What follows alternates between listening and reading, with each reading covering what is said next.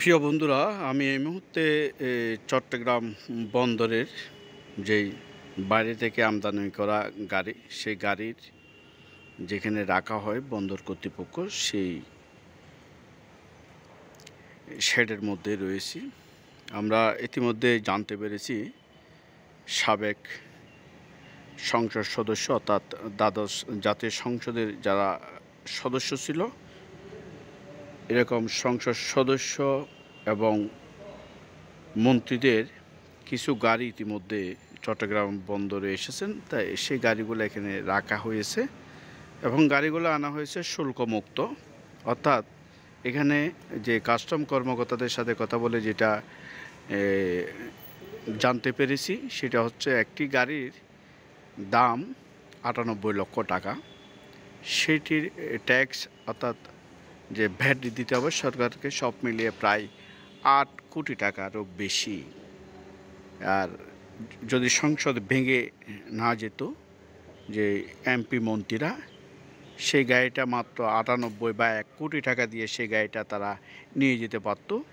এখন কিন্তু সেই গাড়িটা নিতে হলে প্রায় ৮.৫ কোটি বা ৯ কোটি টাকা দিতে হবে। আগে কিন্তু ১ কোটি টাকা দিয়ে নিয়ে যেতে পারত সেই গাড়ি।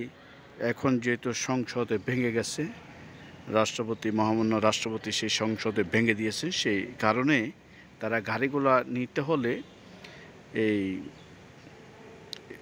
কাস্টম ট্যাক্স, ভ্যাট অর্থাৎ সরকারি নিয়মে যেটা প্রয়োজন সেগুলো কিন্তু সবই তারা দিতে হবে। এখানে অনেক গাড়ি রয়েছে ১ কোটি টাকা গাড়ি, কিন্তু ভ্যাট আসে প্রায় ১০ কোটি ১১ কোটি টাকা।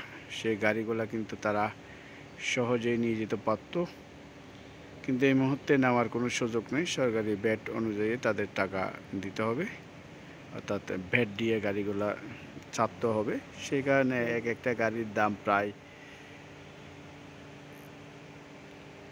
৮ কোটি, ৯ কোটি, ১০ কোটি টাকা পর্যন্ত পড়তেছে। দেখতে পাচ্ছেন কত সুন্দর চমৎকার গাড়িগুলো। আসলে যারা সংসদ সদস্য রয়েছে তারা যদি গাড়িগুলা শুল্কমুক্ত নিতে পারতেন তাহলে অনেক টাকা, অর্থাৎ এখন সরকারি কোষাগারে সেই টাকা জমা হবে।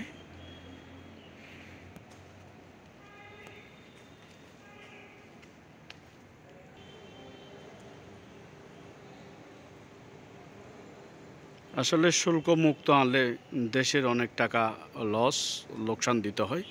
যেমন একটি গাড়ির দাম ১ কোটি টাকা, সেই গাড়িটি এখন বর্তমানে যদি কাস্টম ভ্যাট বা ট্যাক্স দিয়ে নিতে হয় তাহলে এটার দাম পড়ে ৯ কোটি টাকা।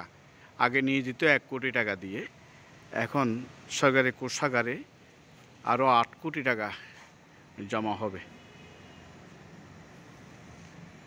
ইতিমধ্যে দ্বাদশ জাতীয় সংসদের অনেক সংসদ সদস্য তারা সরকার ক্ষমতা থাকাকালীন অনেক গাড়ি তারা কিন্তু নিয়ে গেছেন, অর্থাৎ ভ্যাট মুক্ত, শুল্ক না দিয়ে নিয়ে গেছে। এতে করে বাংলাদেশের যে অনেক টাকা লস হয়েছে। তো ভালো থাকবেন। আপনাদেরকে জানানোর জন্য আসলে ভিডিওটি করা। এটা হচ্ছে চট্টগ্রাম বন্দরের যেই গাড়ি রাখার যে শেড রয়েছে, সেই শেডের ৫ই আগস্ট যখন সরকার পতন হয়, এর আগে কিন্তু অনেক সংসদ সদস্যরা কিন্তু এখান থেকে গাড়ি নিয়ে গেছে, কিন্তু সংসদ ভেঙে যাওয়ার কারণে এই মুহূর্তে আর গাড়ি নেওয়ার কোনো সুযোগ নাই বলে কাস্টম কর্মকর্তারা আমাদেরকে বলছেন। তো এইভাবেই আসলে দেশের যে ভ্যাট বা ট্যাক্স না দিয়ে গাড়িগুলো তারা আমদানি করেছিল। তো ভালো থাকবেন। আজকের মতো আপনাদেরকে আসলে দেখাচ্ছিলাম গাড়িগুলো আসলে তারা শুল্কমুক্ত আমদানি করা হয়েছে। এই মুহূর্তে কিন্তু তারা শুল্ক দিয়েই গাড়িগুলো চাপতে হবে, এমনটাই বলছেন কাস্টম কর্মকর্তারা। তো ভালো থাকবেন। আগামী দিনে আর কোনো নতুন বিষয় নিয়ে আপনাদের সামনে হাজির হব। সে পর্যন্ত ভালো থাকবেন। আর যদি ভালো লাগে কমেন্টের মাধ্যমে জানিয়ে দেবেন।